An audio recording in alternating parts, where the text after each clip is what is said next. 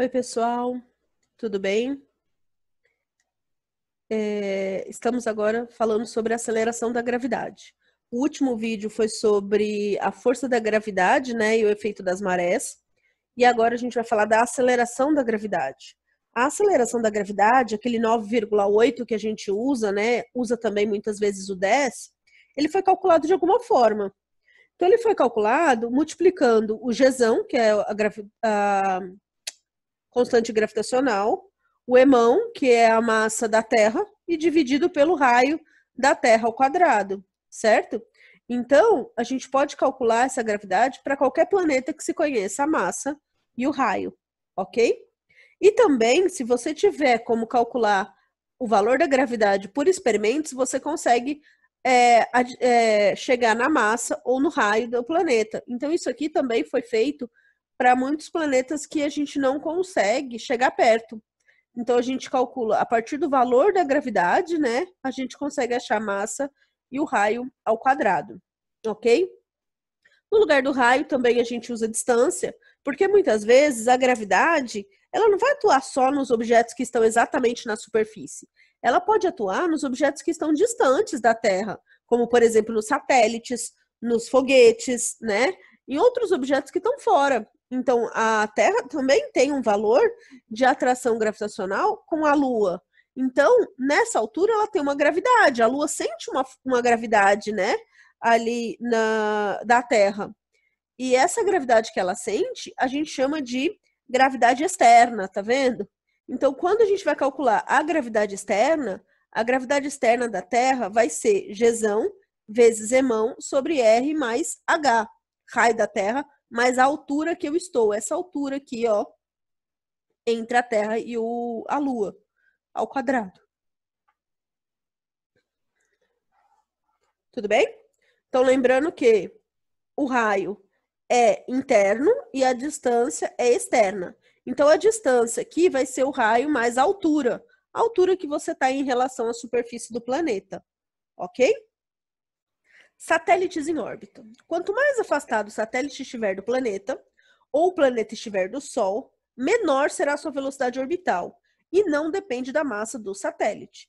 Então, quanto mais afastado, menor a velocidade. A gente já viu isso até nas leis de Kepler, né? Quando está mais perto, está mais rápido. Lembra? Rapidinho porque queima? Então, quando a gente está mais perto do Sol, é mais rápido. Aqui vai funcionar mais ou menos isso. Quando as órbitas estão mais próximas, elas vão ter maior velocidade. Até porque elas têm maior força centrípeta. Tem maior aceleração centrípeta, né? A aceleração centrípeta é aquela que puxa para o centro. Como a Terra puxa com mais força, então ela vai ter mais aceleração centrípeta, ok? Então, essa velocidade dela vai ser uma velocidade que não depende da massa do satélite, ok?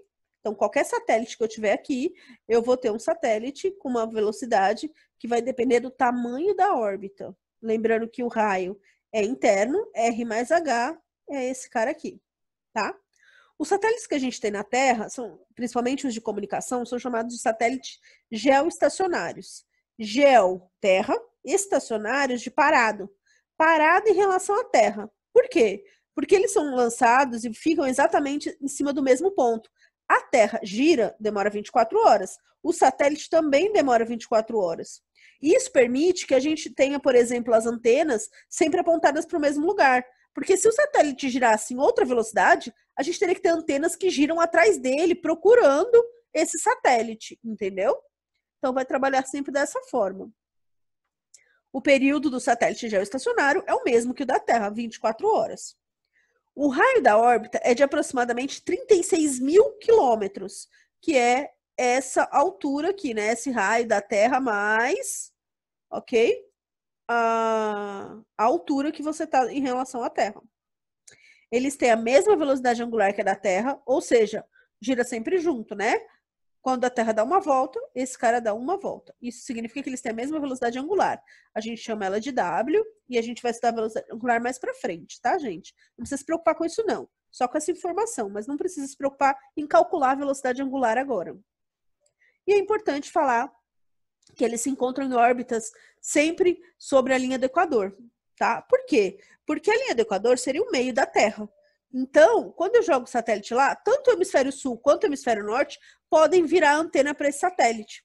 Se eu colocar um satélite, por exemplo, mais perto do Canadá, os países que estão, pensa o seguinte, ó, pensa nisso aqui redondo. Se eu colocar o satélite mais próximo dessa parte aqui do polo, né, ou mesmo da linha subtropical, eu vou ter o quê? Eu vou ter um trópico aqui, onde eu tenho um satélite que esse país aqui não vai conseguir acessar, porque ele tem que passar pelo meio da Terra. Então, a gente sempre coloca os satélites em torno da linha do Equador, ok? E esses satélites que ficam em torno da linha do Equador é para facilitar que todos os países do globo tenham acesso a eles.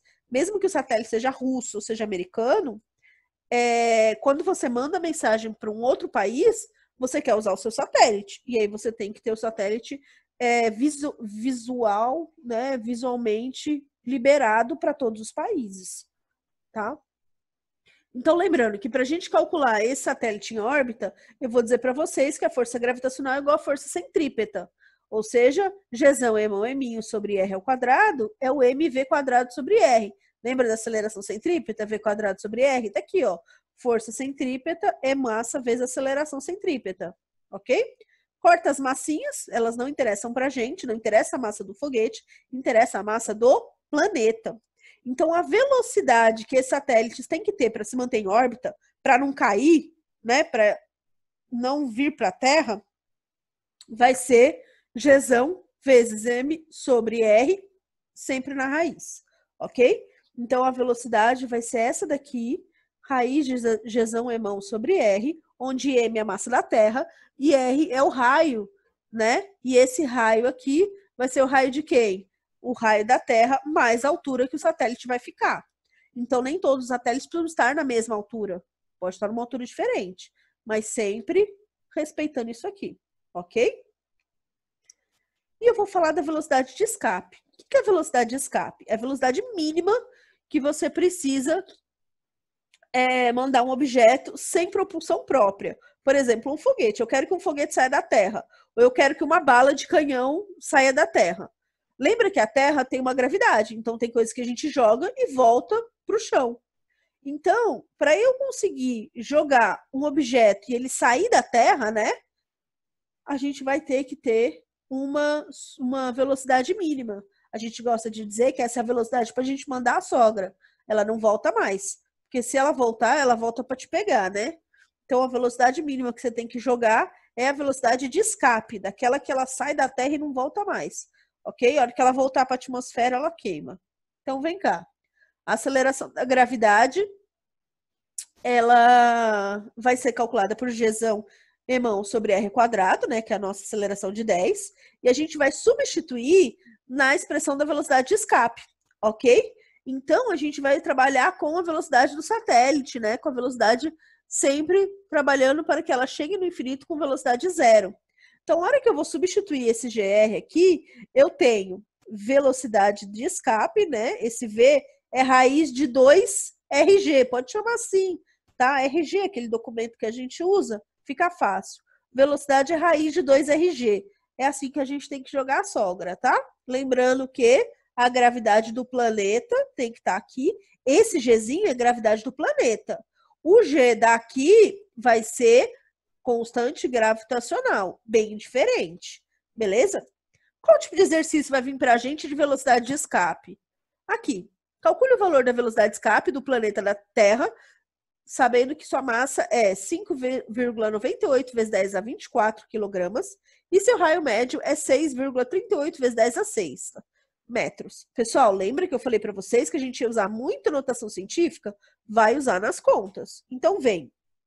Aqui, ó, velocidade de escape 2gm sobre R, né? Lembrando que gm vai ser o valor da gravidade, mas não tem problema. Se ele deu massa e raio, a gente vai calcular a velocidade de escape com 2gm sobre raio, tá? É 2 vezes aquela velocidade do satélite.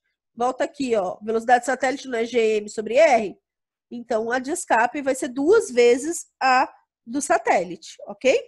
2 vezes a constante gravitacional vezes a massa sobre o raio, beleza? A gente vai multiplicar e dividir. Então, lembra o quê? E multiplicação, menos 11 soma com 24, vai dar 13, né? Então, vai ficar 10 a 13. Aí, esse 10 a 13 vai pegar esse 10, vai subtrair o 6. Então, vai ficar 10 a sétima, gente. 10 a sétima, né? Então, vocês vão multiplicar isso aqui e depois arrumar a notação científica. Vai ficar 11,2 vezes 10 a terceira, ou 11,2 quilômetros por segundo. Então, a gente tem que jogar a sogra numa velocidade de 11,2 quilômetros por segundo para ela nunca mais voltar para a sua vida. Ela vai para o espaço e não volta, tá? E também não entra em órbita. Essa velocidade de escape é maior do que a de órbita. Volta aqui, ó. Percebam aqui, ó. Se eu jogar pouquinho, devagar, né? Ela vai cair no planeta. Se eu jogar um pouquinho mais rápido, ela ainda cai no planeta. Se eu jogar na velocidade de órbita, que é o raiz de GMR, ela vai ficar girando em órbita. Se eu jogar na velocidade de escape, ela escapa da órbita e vai para os outros planetas, e aí só Deus sabe onde ela vai parar. Beleza? Espero que tenha ficado claro para vocês. Aqui a gente finaliza essa parte de gravitação, tá? Eu espero que vocês façam todos os exercícios e tirem as dúvidas comigo.